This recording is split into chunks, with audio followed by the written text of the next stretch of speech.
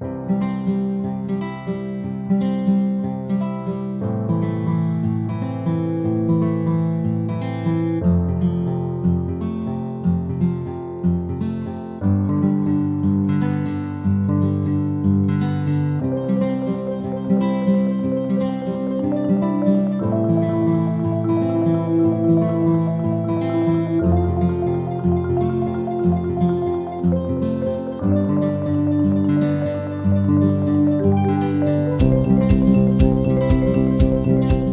9th of October, and it goes on till the end of October.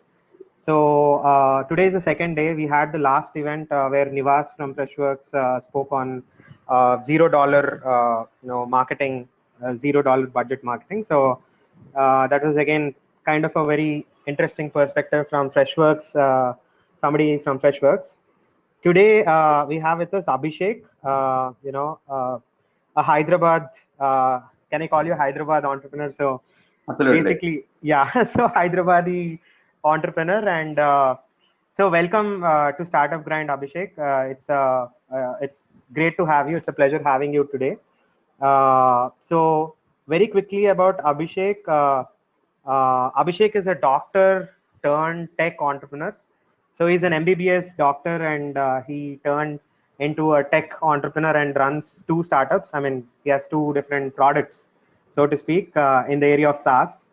And it's really amazing to see somebody, in this space, especially from Hyderabad. It's not a very conventional or a sexy consumer product. It's a software as a service, so it needs a lot of tech and a lot of challenges. So firstly, really proud of you, man.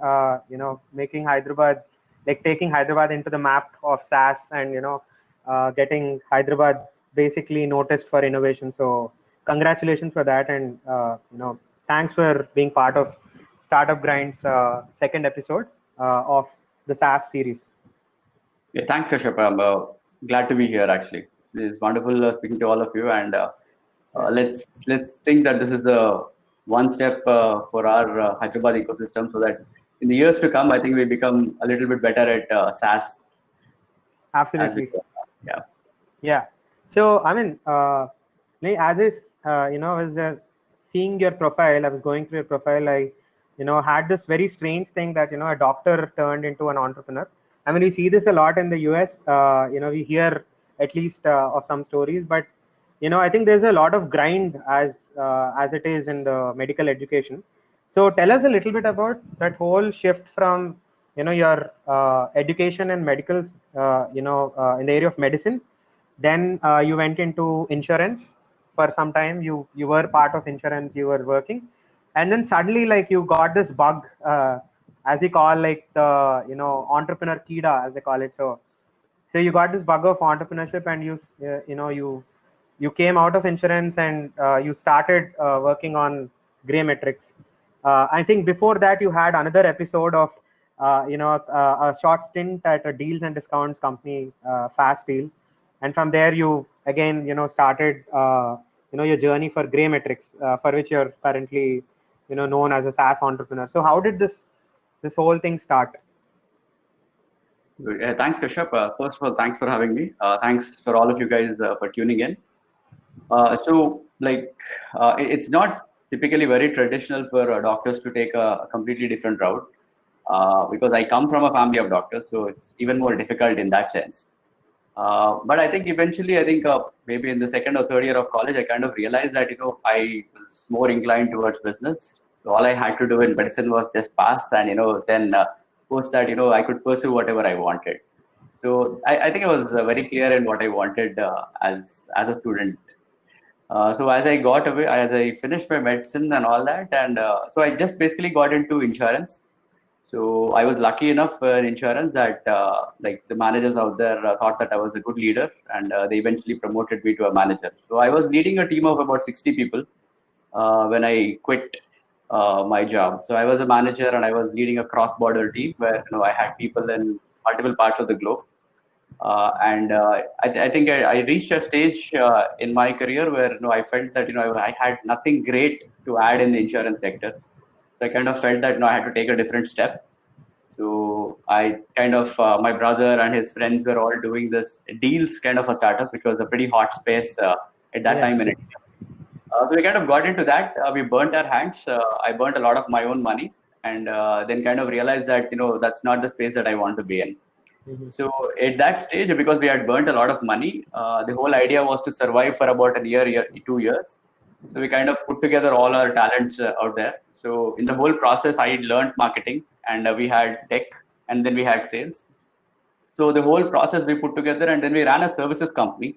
So we ran a digital marketing agency for about 2 years, through which we made money. So this was our initial investment. So the money that came in through this digital marketing agency, it helped us understand what problems an agency faces.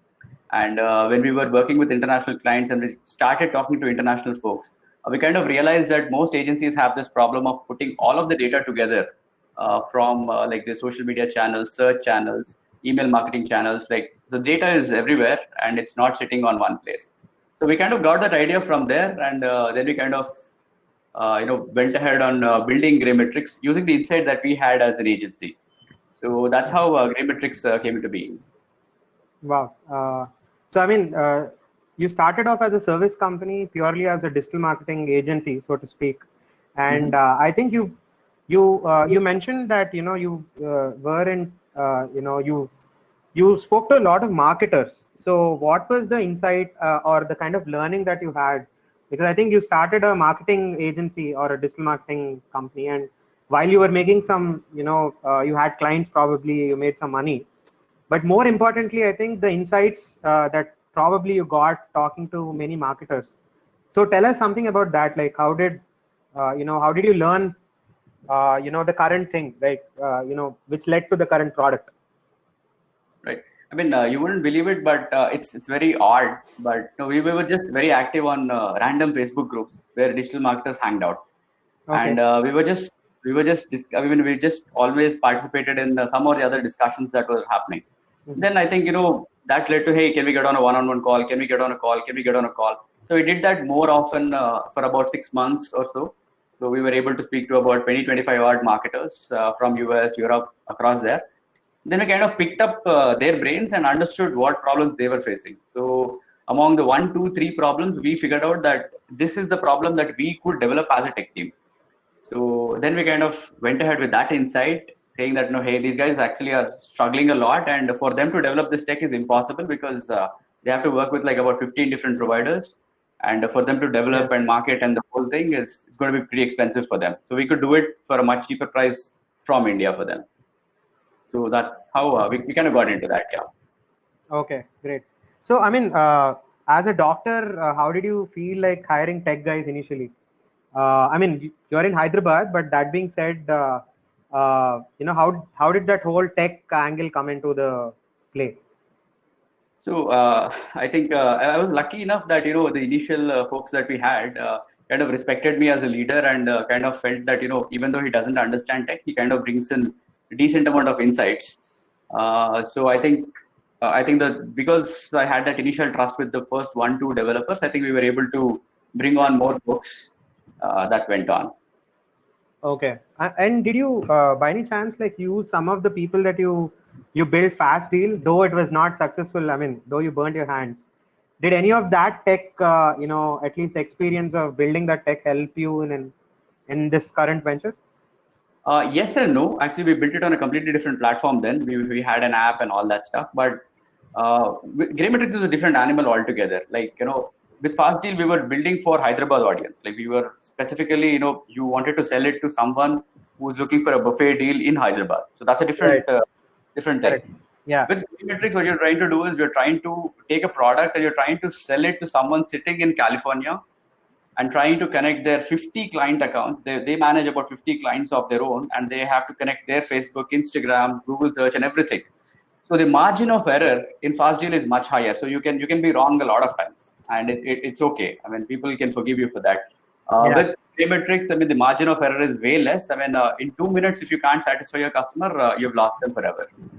Absolutely. I think, yeah, it's an interesting thing. You're sitting in Hyderabad and you're selling to people in California. I think everybody dreams of that, right? An Indian product that's sold outside India. while we see now at least Zoho and Freshworks and the other unicorns out of India, someone from Hyderabad, it's I think a great thing to do. And tell us something about, you're just a year old, probably you started last year in March, I guess. And so tell us something about how did you get these customers? I mean, how fast could you really scale? So can I just present some stuff? I mean, because most of the Yeah. folks that are here, I mean, actually want to listen to a little bit about growth hacking, right? I mean, so I have a Sure. few examples that we did as Fast Deal, as our agency. Go ahead, man. The floor is yours. Yeah. Okay, cool.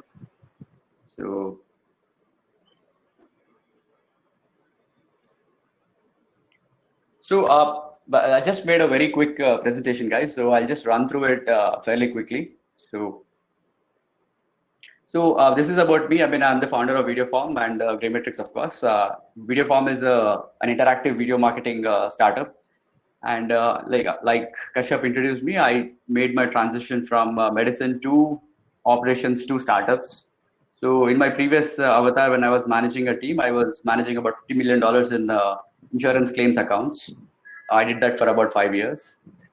So let's talk about growth hacking. That's why all of you guys are here, right? It's all about mindset. I think, most of us think that this is some kind of a skill that, you'll have to like constantly develop and all. I think before you talk about any skill or anything, I think the most important thing that you have to talk about growth hacking is it's all about in the mindset. So let me just walk you through a couple of examples that we did, which could help you guys understand how to go forward on this. So this is the first challenge that we had as a digital marketing agency. One German company approached us. So effectively, what they had to do was they had to reach farmers in India to download their app, which is almost like the next impossible thing to do, because very few farmers would have mobile apps, would have phones, and then you are expecting them to download apps. So effectively, what we were trying to do here was this app basically what it does is it just, once you put the phone in front of a plant, it pulls out machine learning data, and it basically tells you whether the plant has a disease or not. So what we did here is we partnered with a few influencers, where people who are well known in the industry, and who the sons and daughters of these farmers regularly follow, and we partnered with them. We paid them money so that they could talk organically on their own platform about this product. So effectively, what we did is we partnered with about like 15 different influencers out there, and we were able to get about 5 million plus organic reach and about 100,000 in app downloads with that one campaign, which was like about like 4 or 5,000 plus percentage ROI for that company. So this is just one example, and like I said, I started my entrepreneurship journey with this deals platform. What we basically did is we sold discounted deals for restaurants and pubs and salons to users in Hyderabad. So our problem was that we were spending way too much money on advertising, and we were not able to reduce that cost. So effectively, what we tried to do was, in order to reduce this cost, we came up with a different idea. This is not groundbreaking, but this is a different idea. What we did is we partnered with a few pubs in Hyderabad. Then we offered a beer for about 1 rupee. Effectively, that meant that we were spending about 70 or 100 rupees to acquire one customer. And effectively, that decreased our cost per user acquisition by about 65%. And we added about 12,000 users in 30 days. And of course, the users who bought that 1 rupee also bought other deals on that platform. And we were able to be cash positive in that sense. So this is another small little growth hack that we did for our own product. Again, you will see that this doesn't require a lot of complicated tech, or neither does it require a lot of budget. It requires ingenuity from your part. And we were talking about Graymetrics. So the biggest challenge that we had with Graymetrics was we kind of started building out the product, and we built it for about 6 months to 8 months. And now the challenge was to get early adopters. So there are multiple ways of doing it. You could run Facebook ads, you could run Google ads, you could do multiple things. But what most people don't realize is if you have a SaaS platform, that is software as a service platform, there's a lot of distribution channels that you have. So there are platforms which already have a captive audience of people, which are marketers, agencies, and all of these guys. So all you have to do is you have to make a partnership with these guys and sell the product for a low price for a short window. So what we did is we partnered with one such platform, and we had like a 90-day launch window, and we did about $100,000 in that 90-day window. And we got about 1,000 people signing up to the app and about 400 odd people eventually purchasing the product. Again, this did not require us to do a lot of stuff. This required us to know that there was a platform which effectively offers this service where you can connect with those guys and you will be able to make cash. So this is one. And then with this learning, now we were able to talk to about 100, 150 marketers from the US, because now we had exposed our product to a lot of folks. So we were able to get them on one-on-one calls. So what we realized is during the lockdown period, everybody was home and everybody was frustrated. So these marketing agencies were also in trouble. So we kind of realized that their biggest problem at that point was they wanted to stand out from every other agency. They wanted to stand out from every other marketer. So that insight helped us build this new product called as Videoform.com. So what Videoform.com does is it personalizes conversations. So you can basically add videos to your sales emails. You can basically ask people for information with a video. So let me just show you how Videoform works. So this is a Videoform. So you will have someone talking like this. You can upload your own video out there, and you can ask people to respond with a video or an audio, and make this a very interactive experience for both your own brand as well as your users.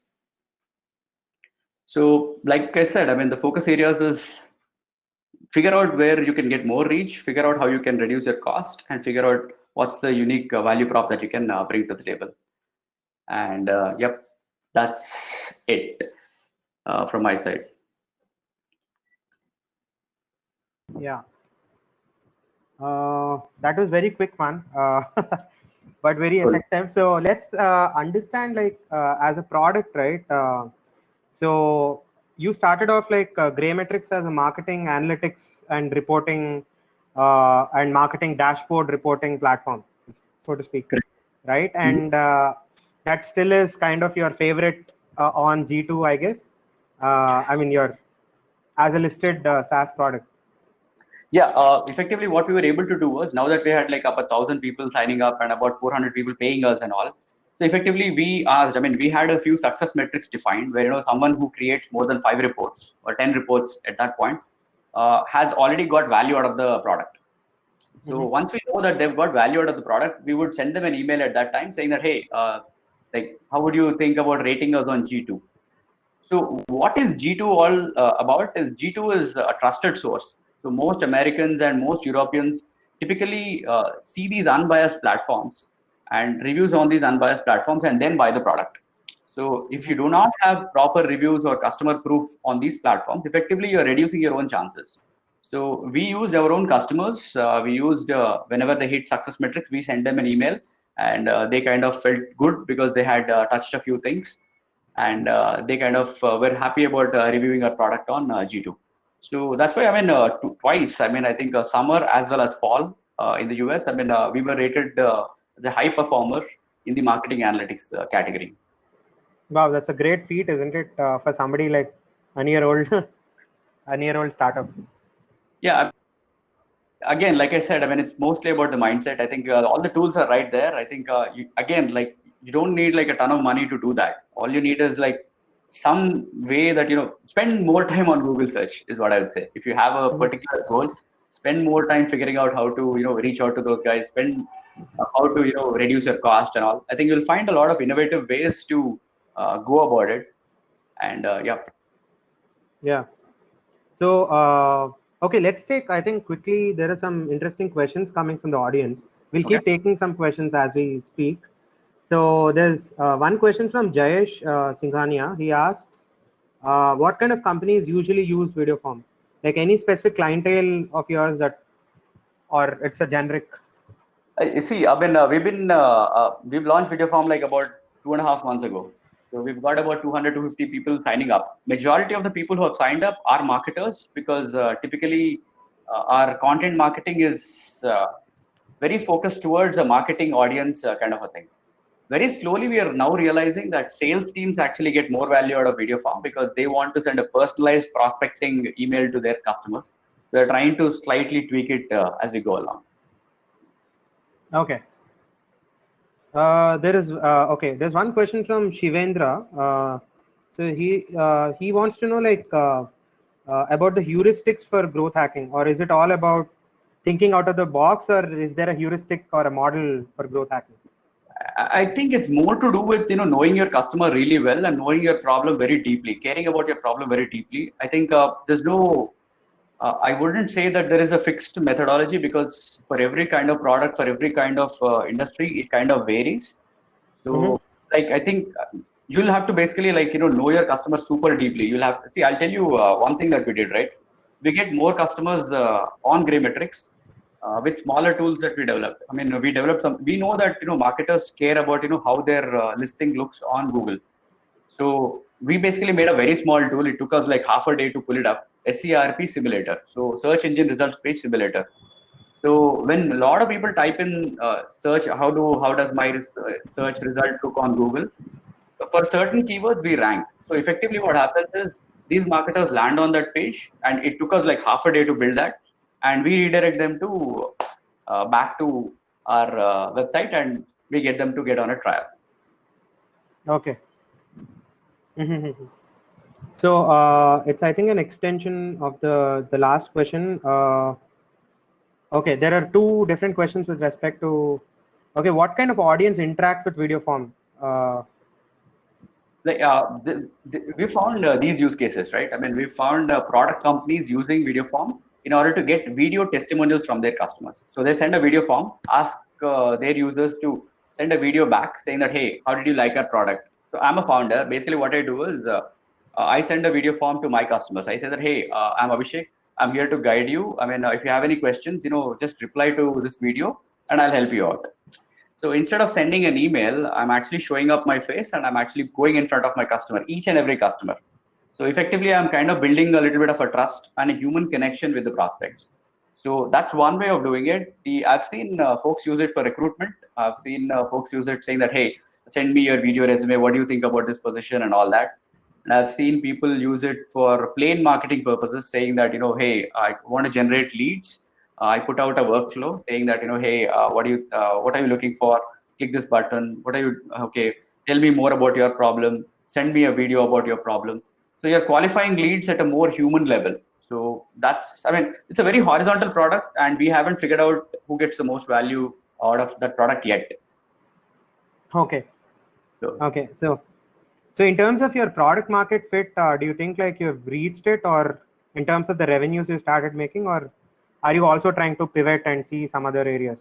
I think we're very early in that stage, at least with Videoform. It's just been about 2.5 months and all that, and we haven't been able to attract a mass level of audience yet. We have a few hacks in mind, but we haven't implemented them yet. So yeah, I think I wouldn't say that we have reached the product market fit stage, even both for Grey Metrics as well as for Videoform. Okay. So in terms of the kind of, so there was a interesting video of yours about the 100-day thing that you did, a 100-day challenge that you did. What was that about? So generally, I mean, as Indian founders and as Desi founders, we are typically very video shy. Right. If not for the pandemic, none of us would have had our camera on. So typically now that we had we were running Grey Metrics and then now we built Videoform, and we kind of realized that we built a video product without ever showing our face.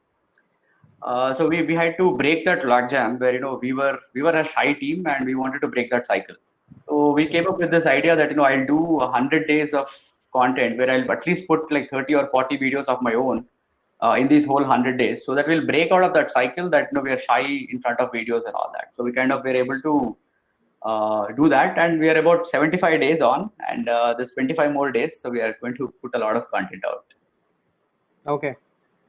So there's a very interesting question that Jayesh is asking is, so don't you think sending email, video emails seems like spam to people? So is it not spam in terms of the content? If you send it to 1,000 people, yes, it is a spam, but that's not what it is built for. So it is built for sending in for one person. Like, I'm sending an email to Kashyap. So I'm only going to address Kashyap, saying that, hey, Kashyap, I've seen your website advice, and I like what you guys are doing, but I think you guys can do better here. So it's more of a very hyper personalized email. If you're trying to automate this won't work. It's not built for that kind of an automation. It's built for more of a personal one-on-one level. Right. So in terms of, you said SaaS companies, you have a lot of distribution channels, right? And how do you choose these channels, and what kind of research are you doing currently to get into the right channels? It depends on who your customer is. First, you have to know whom you're selling to. Like if you're selling to marketers, you have to know marketers in and out. So we know where marketers hang out. Like, if I have to write a blog and I have to post a blog, I have to promote my blog, effectively, I'll go to growthhackers.com because that's where all the top marketers hang out. I'll just put my blog out there. I can link it out there. And I know that at least 50, 60 marketers would definitely see that blog. And probably I'll do something on indie hackers. Like I know these platforms where marketers hang out. So effectively, I'll go after the target audience that I've chosen, and I'll go the distance in that sense. So the distribution channels depends on who your customer is. This won't work if your end audience is an HR tech guy, or if your end audience is a SaaS founder. That wouldn't work in that sense. Okay. So I mean, so typically the culture at Greymetrics is hanging out with growth hackers and places like anywhere probably outside. So I think currently there's no outside hanging out. So I think, are you on any of these groups like Discord or some forums for marketing, like you said, indie hackers? And we're on a bunch of Slack groups actually. I mean, most of you don't realize that there is like a bunch of marketing Slack groups where people kind of go on discussing different stuff. So me and members of my team on various like I think a bunch of Slack groups. I think we have about a list of about 20 or 30 Slack groups that we typically hang out. In addition to growth hackers, in addition to Facebook groups, and in addition to paying for content for marketers. Like typically, what I do is, in order to like get into the best marketers' minds, you'll have to know where they hang out, right? So for me, I pay $20. I pay $10 for Dave Gerhardt. He's the marketer of Privy now. Previously, he was the chief marketing officer at Drift, and I also pay about $10. He's a competing sort of, but we look up to him, CMO at Databox. We compete with them slightly in that category, but these guys are like amazing folks.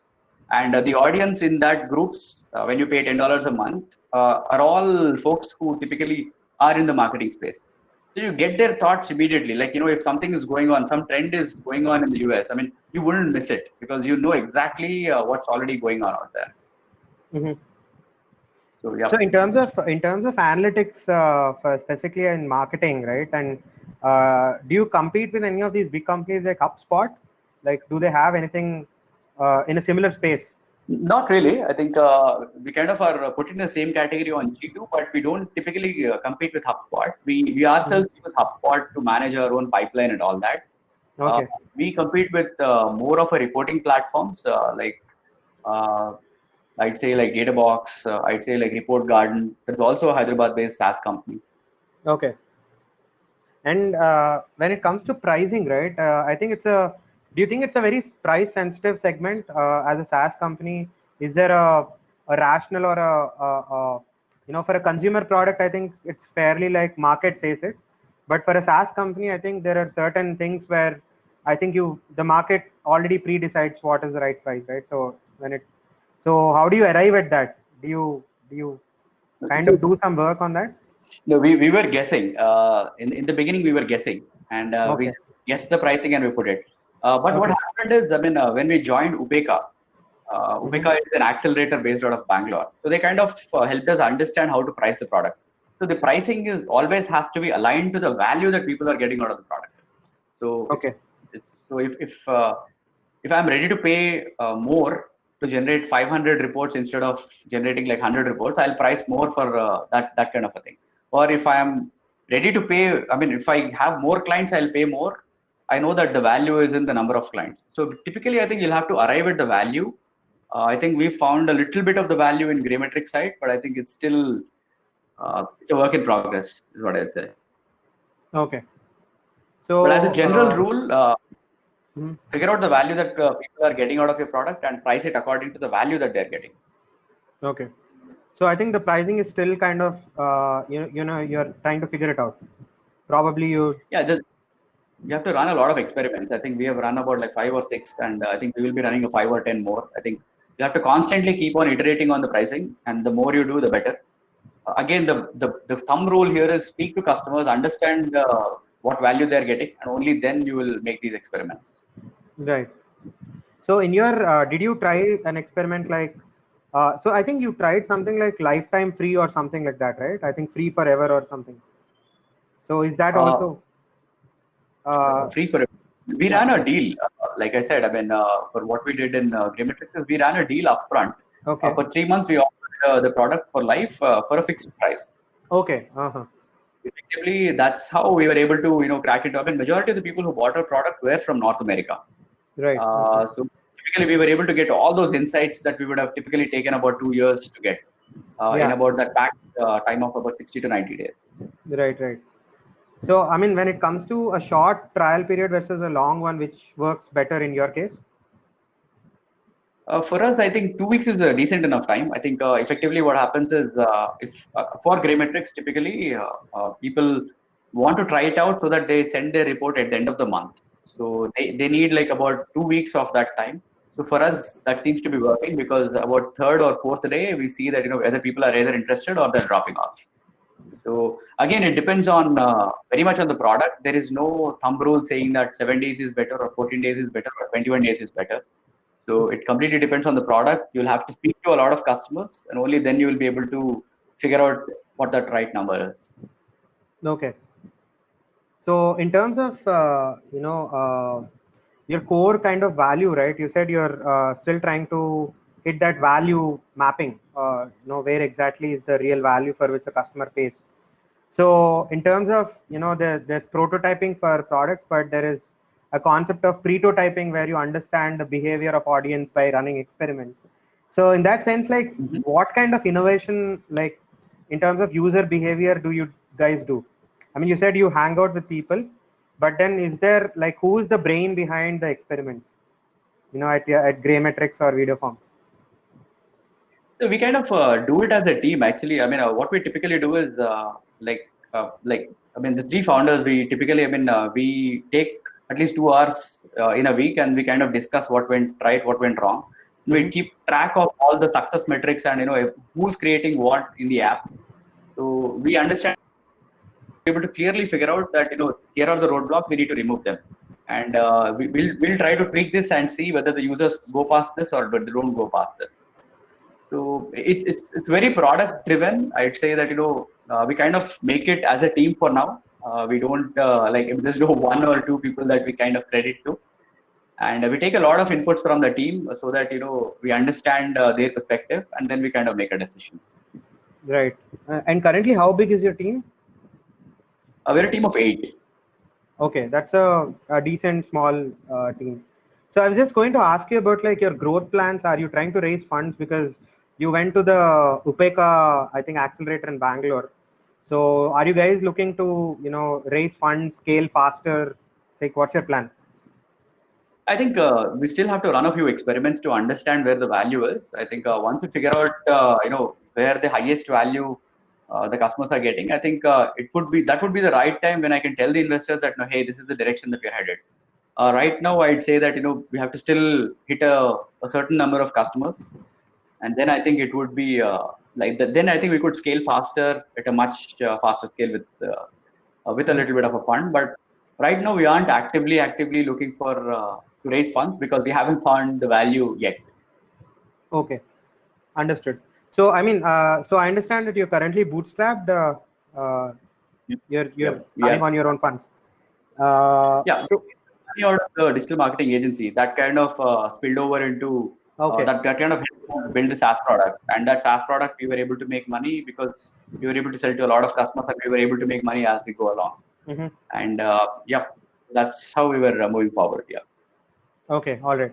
So in that, I mean, I think growth hacking and bootstrapping go well, right? So because you typically have a $0 budget, And in that case, I think you. So do you think like growth hacking is one kind of thing where, you know, it's kind of an innovation in terms of marketing, as in the simplest form that you can put?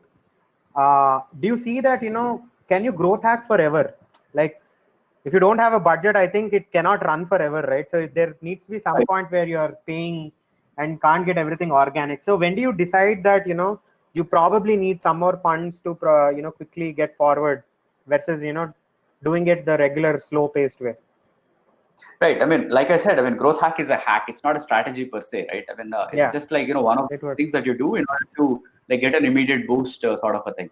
In terms of strategy, you still have to like, I mean, so when do you go for other channels, right? I mean, that's the point. Yeah, yeah, yeah, Right. Question, right? I mean, yeah. so Kashyap, I mean, like the channels have to be in from day one. I mean, when we started Videoform, like 2.5 months ago or something like that, I think by now, I think we have about 50 blogs out on the internet. Wow, okay. So that would come in handy only maybe a year and a half later. Right now, they would still be struggling and all. But I think a year and a half later is where you know all those organic stuff will help. But I think we still are going to experiment with a lot of paid marketing. I think now that we have enough cash to run those experiments, we will be doing a lot of paid marketing. So I'd say that you'll have to choose one or two channels that are working. For us, for some reason, organic is still working for Videoform. We are able to generate quite a few signups every day. Mm-hmm. But I think we'll still, in order to get to that value faster, we will be running paid experiments. All right, understood. So we have a question about Upeka itself. You know, Jayesh is asking like, do you think Upeka is the best accelerator for SaaS companies or any other recommendations? And so he also wants to understand in what form Upeka really helps. Is it like investment or mentoring or both? Right. I think right now Upeka's form is very different, but I think Upeka is the best thing that happened to us as a startup. That I can tell you, because we were going haywire and we would have landed ourselves in all kinds of trouble if not for Upeka. So these guys are like good folks where they guide us very specifically only in terms of SaaS. So I think what we believe as more as like as we go along, we'll figure out. We'll waste a lot of time. So all that learning is condensed into a very short period. So we've learned a lot from Upeka, and I think we continue to get a lot of value from them, like super guidance, super value, and super network from Upeka. So for me personally, that's the best thing that happened to me. Which is the best accelerator or not, I would be very subjective, and I think that would be very rude of me to answer. Right. Yeah, I think I totally understand that. You know, in terms of best, I think it's a quite a relative thing. So not Yeah. many SaaS accelerators are out there as well, right? So it makes it a niche kind of thing in itself, because you generally find accelerators that are tech or at most like, you know, a specific tech, but you know, SaaS is something like a niche in itself. So any others in you know, outside India that you would recommend? Any other accelerators that you probably? Yeah, I think like getting into YC or getting into Techstars is a great thing, obviously. Yeah, Like yeah, yeah. so, but I think from what we saw, we were a SaaS company and we didn't want to get into any accelerator. We just wanted to get into any SaaS accelerator. And I think I just couldn't find any other than Upeka. And when we got into Upeka, there was I think that's a great thing that happened to us, because 6 months into Upeka, we were like able to build a new product and start off revenues on the new product and all. I think it's Yeah, been an amazing journey for me. absolutely. I think I heard you know, a lot about Upeka from other you know, SaaS entrepreneurs. Like one of my friends runs Socio Hub, Praveen from Hyderabad. So even I think they're also looking to get into you know, Upeka. So he was referring about that. So I heard a lot in terms of Upeka's focus on SaaS and value SaaS, as they call it, right? So I think a lot is there. So I just wanted to know like what is in store like from here on, like how did COVID help you? You know, a lot. I think this is a common cliche question, but you know, the last 6 months, like how did COVID help, like specifically in your case? Right. So without COVID, I think we wouldn't have come about the new product. It gave us that pause that we needed to stop and understand what's the highest value problem that we can solve. Yeah, We were able to build a new product. That's how COVID helped us. And second thing is it helped us save a ton of cash, because we don't have an office right now to spend on. yeah, So we can now save that money and we can pour it back into employees. So I think that's two ways that it has helped us. So in terms of remote sales, do you think like that's now that customers got more used to remote sales? Because at least in the Indian context, we hear a lot about remote sales because I think previously even tech companies had to go to a client probably to meet to show a demo. But I think now everything is virtual. So it's a new kind of era.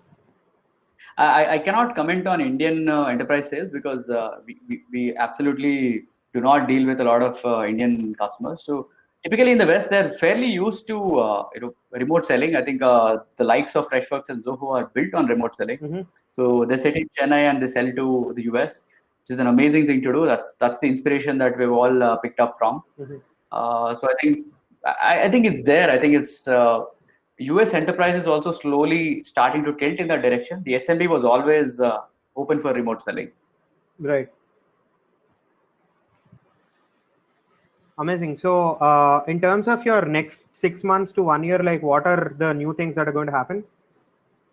I think we're finally going to figure out who gets the highest value from Videoform, and I think we're going to like scale Videoform like left and crazy. I think Videoform is one such product that I think like with all the mistakes that we did all these years, I think we've figured out that that's one product that we picked, which can probably change a lot of things in the marketing space and in the sales space. So personalizing is the new mantra. I mean, now that we're all remote, we're fairly disconnected.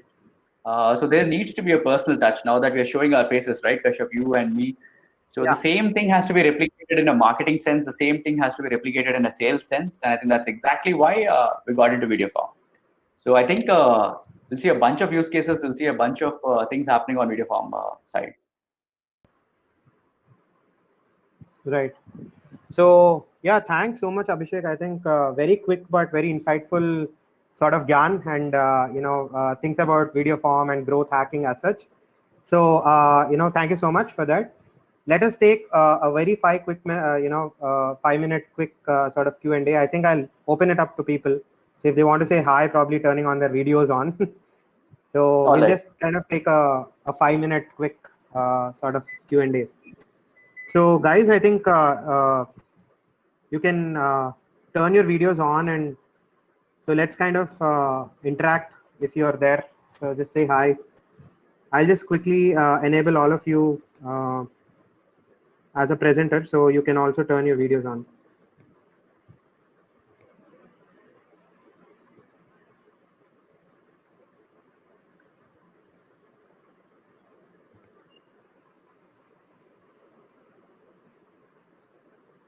I'm sure like a lot of people are at home, so they're still kind of figuring out if they can turn their videos on. So yeah, all said and done. Yeah,